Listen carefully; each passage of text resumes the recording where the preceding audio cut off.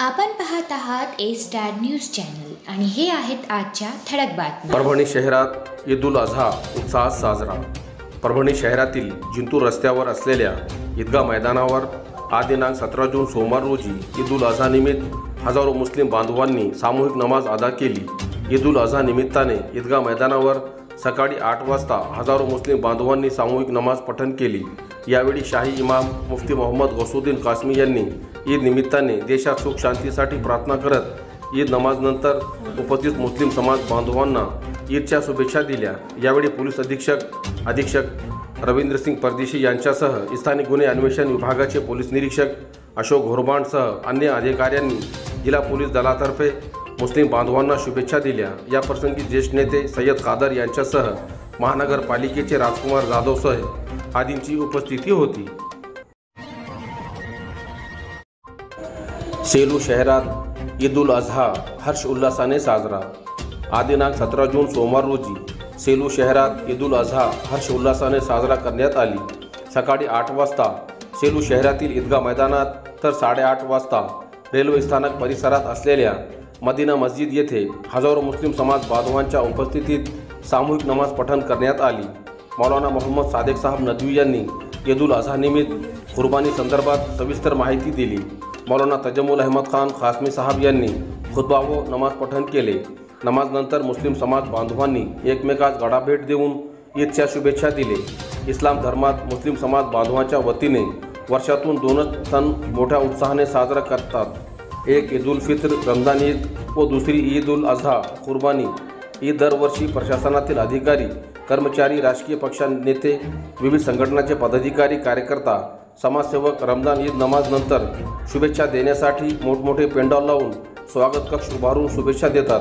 परंतु प्रत्येक समाजाच्या सण उत्साहात हिरहिरीने भाग घेणारा प्रशासनातील अधिकारी कर्मचारी समाजसेवक राजकीय पक्षाचे नेते विविध संघटनेचे पदाधिकारी कार्यकर्ता ईद उल अझाच्या शुभेच्छा देण्यासाठी येत नाही, ही खूप मोठी शोकांतिका आहे। कारण समाज रमजान ईदच्या दिवशी नमाजनंतर शुभेच्छा देण्यासाठी सकाळपासून जय्यत तयारी करत शुभेच्छा देण्यासाठी हजेरी लावतात, तर दुसऱ्या ईदच्या शुभेच्छा देण्यासाठी दांडी मारतात। एवढे मात्र खरे। कायदा व सुव्यवस्थेचा प्रश्न निर्माण होऊ नये म्हणून सेलू पोलीस ठाण्याचे पोलीस निरीक्षक दीपक बोरसे यांच्या मार्गदर्शनात चोख पोलीस बंदोबस्त तैनात करण्यात आला होता। मानवत शहरात ईद उल अझा उत्साहात साजरा। मानवत शहरात आज दिनांक 17 जून सोमवार रोजी ईद उल अझा साजरी करण्यात आली। पाऊस येत असल्यामुळे मानवत शहरातील मुस्लिम बांधवांनी आपापल्या परिसरातील मस्जिदमध्ये सामूहिक नमाज पठण करून ईद साजरी केली। ईदची नमाज शहरातील मस्जिदमध्ये अदा करून मुस्लिम बांधवांनी एकमेकांना गळाभेट देत ईदच्या शुभेच्छा दिल्या। मुस्लिम समाज बांधवांच्या वतीने ईद उल अझा हा सण मोठ्या उत्साहात साजरा करण्यात आला। मुस्लिम धर्मगुरूंनी यावेळी समाजात एकता कायम राहावी, शेतकऱ्यांना दिलासा मिळावा, चांगला पाऊस व्हावा, देशात शांतता व सुव्यवस्था राहावी अशी प्रार्थना अल्लाहकडे करण्यात आली। मुस्लिम बांधवांकडून वर्षभरातील 2 महत्त्वाचे सण साजरे केले जातात, ज्यात ईद उल फित्र रमजान ईद आणि ईद उल अझाचा समावेश आहे। रमजान ईद झाल्यावर सुमारे 70 दिवसांनी ईद उल अझा साजरी केली जाते। ईदच्या दिवशी कुर्बानी देण्याचा एक इतिहास आहे, ज्याचा पवित्र ग्रंथ कुराणमध्ये उल्लेख करण्यात आला आहे। ईदच्या दिवशी मुस्लिम बांधव सौदी अरेबिया मक्कामध्ये एकत्र येऊन हज साजरा करतात, ज्यात जगभरातील मुस्लिम सहभागी असतात। या सणाला ईद उल अझा म्हणतात, ज्याचा अर्थ त्यागाची ईद असा आहे। मुस्लिम बांधवांमध्ये रमजान ईद प्रमाणे ईद उल अझा हा विशेष महत्त्वाचे समजले जाते। मानवत शहरात स्वच्छतेबाबत मुख्य अधिकारी कोमल सावरे, OS भगवान शिंदे, अभियंता सय्यद अनवर यांच्या मार्गदर्शनाखाली भारत पवार, स्वच्छता निरीक्षक मुंजाभाऊ गवारे, संजय नंदवरे, कांचन झोडपे, अभिषेक रासवे, विक्की नितनवरे, सुनील कीर्तने, दीपक भदरगे स्वच्छतेकडे विशेष लक्ष दिले। त्याचप्रमाणे मुफ्ती मोहम्मद मुजाहिद, हबीब भडके, शेख मुस्ताक यांनी मुस्लिम बांधवांना स्वच्छता ठेवा असे आवाहन केले।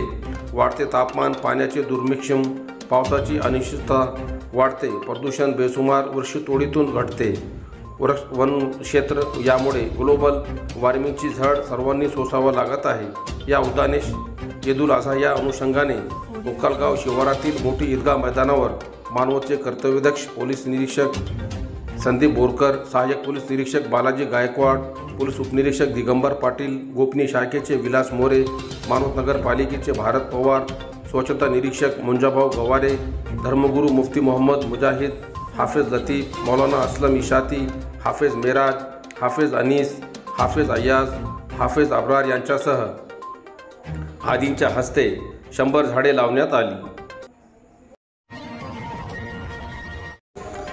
आमदार मेघनादिदी बोर्डीकर यांच्या हस्ते मातंग समाजातील गुणवंत विद्यार्थ्यांचा सत्कार।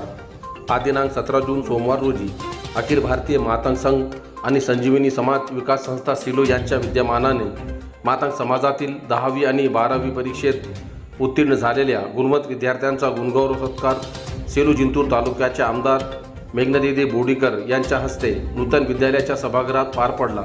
यावेळी ॲडव्होकेट रवी कांबळे, प्राध्यापक भगवान कांबळे, तलाठी नवगिरे, प्राध्यापक जितेंद्र जगताप, सरपंच मयूर वाघ, शिवहरी शेवाडे, भागवत दडवे, रामराव जाधव, अश्विन केदासे, गोट मुकले, डोई फोड, मारुती चौरे, विजय सौजन्य, नारायण थोरात, संतराम साठे, सुनील साठे, शेख रसूल, वैजनाथ पारखे यांच्यासह आदी मान्यवर उपस्थित होते।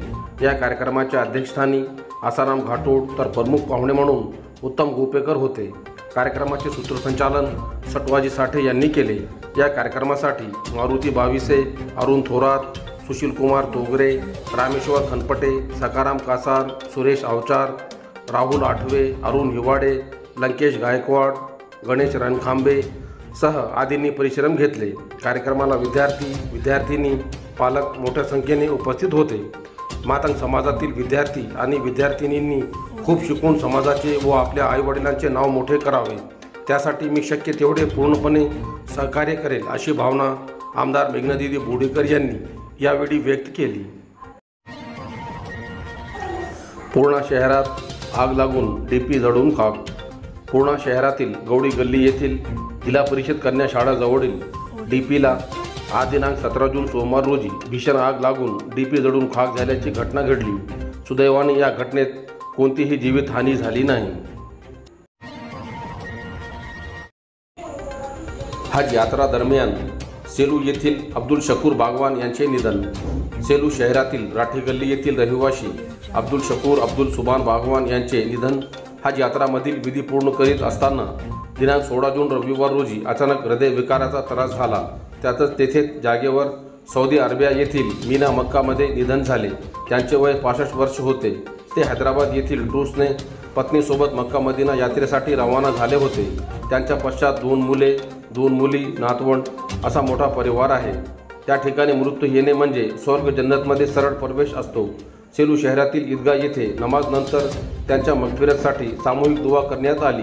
या घटनेमुळे सेलू शहरात सर्वत्र हळहळ व्यक्त होत आहे।